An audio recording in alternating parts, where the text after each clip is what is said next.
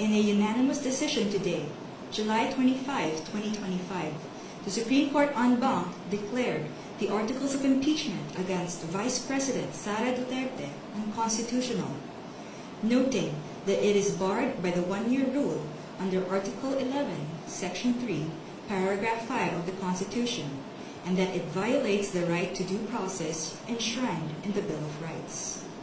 Therefore, the Senate could not acquire jurisdiction over the impeachment proceedings.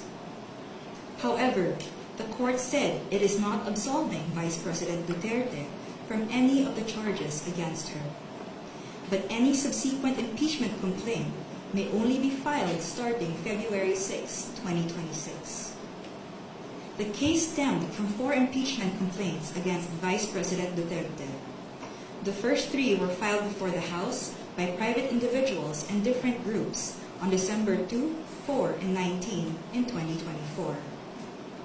A 4th complaint was lodged by a resolution approved by more than 1/3 of the House members of the 19th Congress on February 5, 2025, which was transmitted as the Articles of Impeachment to the Senate on the same day. This was followed by 2 petitions filed before the Supreme Court challenging its constitutionality.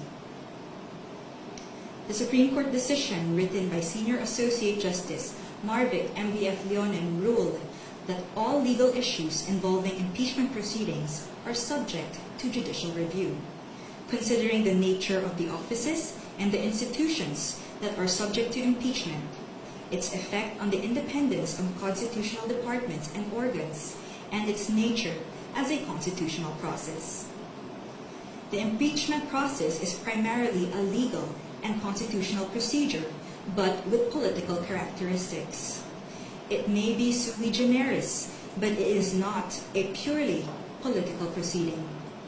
This means that the Bill of Rights, especially the Due Process Clause and the right to speedy disposition of cases, applies to the entire impeachment process, it said.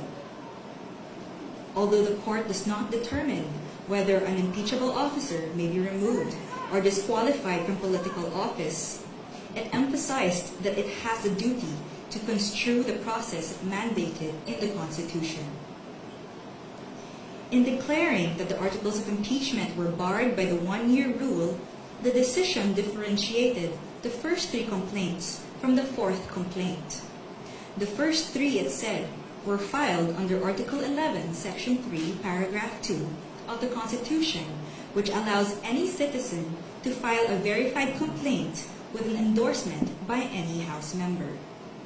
The 4th one was through Article 11, Section 3, Paragraph 4 of the Constitution, through a verified complaint or resolution filed by at least 1/3 of the House members. The court took note that the House of the 19th Congress did not act on the first 3 endorsed complaints, which were considered terminated or dismissed upon adjournment of the House. The 3 impeachment complaints were archived and therefore deemed terminated or dismissed on February 5, 2025. Therefore, no new impeachment complaint, if any, may be commenced earlier than February 6, 2026, the Supreme Court held.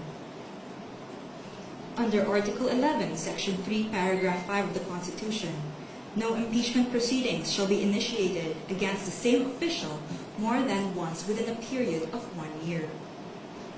According to the decision, the one-year bar is reckoned from the time an impeachment complaint is dismissed or is no longer viable. A key issue in the petitions is whether the House complied with the 10-session day requirement under the Constitution for including a verified impeachment complaint in the order of business of the House. The court ruled that the House was able to comply with the requirement by putting the 3 endorsed impeachment complaints in the order of business of the House of Representatives, since a session day is not equivalent to a calendar day. It is a period that starts from a call to order until the session is adjourned, regardless of the passage of time. However, the court reminded the House that Article 11, Section 3, Paragraph 2 of the Constitution clearly requires that a verified impeachment complaint be immediately put in the order of business within 10 session days from its endorsement. The Constitution does not grant either the Secretary General or the Speaker of the House any discretion to determine when this period commences. Consequently, the House of Representatives is not granted any discretion except to refer these matters to the proper committee within 3 session days. However, the House may opt to consolidate all impeachment complaints properly commenced and endorsed within these periods. The Court also determined that due process applies to the impeachment process. It laid down the following due process requirements in impeachment proceedings. First, the articles of impeachment or resolution must include evidence when shared with the House members, especially those who are considering its endorsement.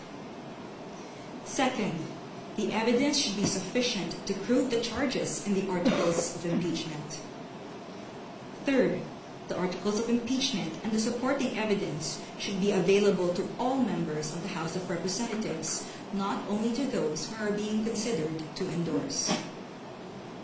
Fourth, the respondent in the impeachment complaint should have been given a chance to be heard on the articles of impeachment and the supporting evidence to prove the charges prior to its transmittal to the Senate, despite the number of endorsements from House members.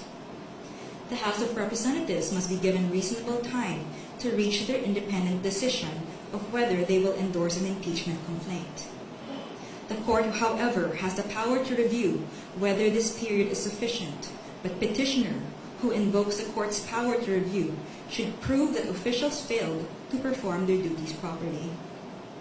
Sixth, the basis of any charge must be for impeachable acts or omissions committed in relation to their office and during the current term of the impeachable officer.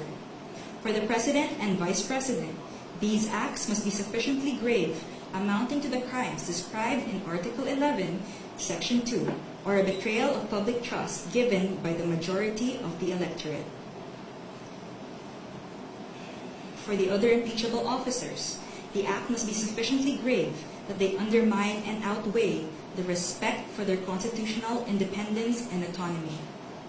And seventh, to ensure that respondent in the impeachment complaint is heard under the requirements of due process in the procedure under Article 11, Section 3, Paragraph 4, the House of Representatives is required to A. Provide a copy of the articles of impeachment and its accompanying evidence to the respondent to give him or her an opportunity to respond within a reasonable period to be determined by the House rules. The Constitution only requires an opportunity to be heard. It is up to the respondent to waive this fundamental right and opt to present his or her evidence at the Senate trial. And B. Make the articles of impeachment with its accompanying evidence and the comment of the respondent available to all members of the House of Representatives. It is the House, not 1/3 of the House, that has the sole prerogative to initiate impeachment complaints. Thus, there must be some modicum of deliberations so that each member representing their constituents can be heard and thus convince others of their position. The transmittal will only take place upon the qualified vote of 1/3 of the House. We quote from the final note of the unanimous decision. It is not our duty to favor any political result. Ours is to ensure that politics are framed within the rule of just law. We cannot concede the sobriety of fairness inherent in due process of law to the passions of a political moment. Our fundamental law is clear. The end does not justify the means. We understand our history. We have learned that in the past, momentary desires to do what is convenient and concede means to ends have inadvertently created precedents that weaken the succor of law for those who dissent, or those at our society's margins, or those who may have fallen out of grace from the powers that be. We have learned that the clash of political interests in the past, often disguised by noble intentions, has obscured the need to address the real problems of corruption, inequality, poverty, and disempowerment faced by our people. We will not allow that to happen again. We will not hesitate to declare what is legal just, and right for our people. There is a right way to do the right thing at the right time. This is what the rule of just law means. This is what fairness or due process of law means, even for impeachment." End of quote. The Supreme Court's ruling is immediately executory. It shall be deemed served on the petitioners and released upon publication in the Supreme Court website and receipt of the parties of their digital copy in accordance with the guidelines on the transition to electronic filing in the Supreme Court. We urge everyone to read the full text of the decision and the concurring opinions. Thank you very much.